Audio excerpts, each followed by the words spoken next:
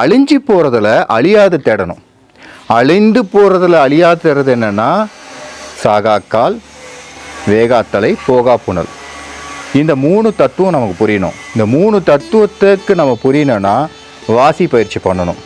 மரணமில்லா பெருவாழ்வு எப்போ நடக்கும்னா வாசி பயிற்சி பண்ண பண்ண பண்ண நமக்குள்ளே உள்ள மூச்சு காற்று வெளியில் ஓடுது இல்லையா, அது அப்படியே திரும்பி உள்வாசியாக மாறும்.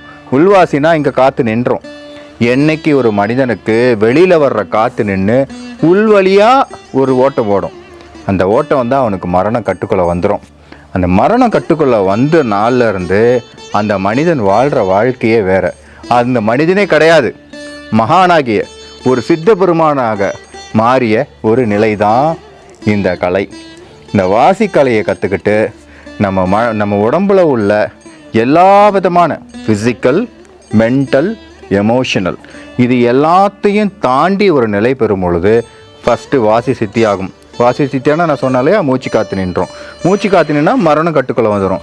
மரண கட்டுக்குள்ளே வந்தால் இறைவனை ஒத்த ஒரு நிலை, அஷ்டமா சித்திகள் நடக்கிறது, நடக்கவிருக்கிறது, நடந்து போனது எல்லாமே நமக்கு தெரிய ஆரம்பிச்சிடும். எல்லா இயற்கையும் நம் கட்டுக்குள்ளே வந்துடும். இதை கட்டுக்குள்ளே வந்து தெரிந்தவர்கள் யார் தெரியுமா? சித்தர்கள். ஸோ மரணமில்லா பெருவாழ்வை ஒரு மனிதன் எட்டினானா அவர் சித்தர் நிலையில் அடைகிறாங்க. இந்த மரணமில்லா பெருவாழ்வை நம்ம கொடுக்கறது தான் வாழைத்தாய். எல்லா சித்தர்களும் வணங்கும் ஒரே தாய் வாழைத்தாய்.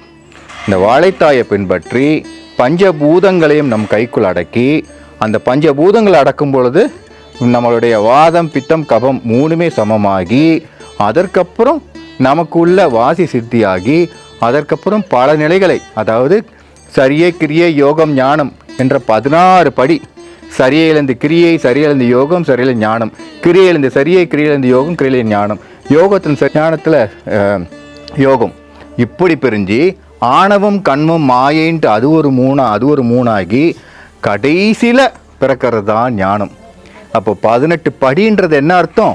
18 படி என்பது 18 நிலைகளை தாண்டினவன் தான் சித்தன்.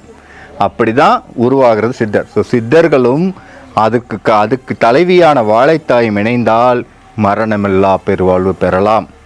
மரணமில்லா பெருவாழ்வு பெற்றால் நம்ம வாழ்க்கை வாழும் நிலை இறைவனை ஒத்த நிலை, அதாவது இறைத்தன்மை அடைந்த நிலை. இவ்வளோதாங்க மரணமில்லா பெருவாழ்வு.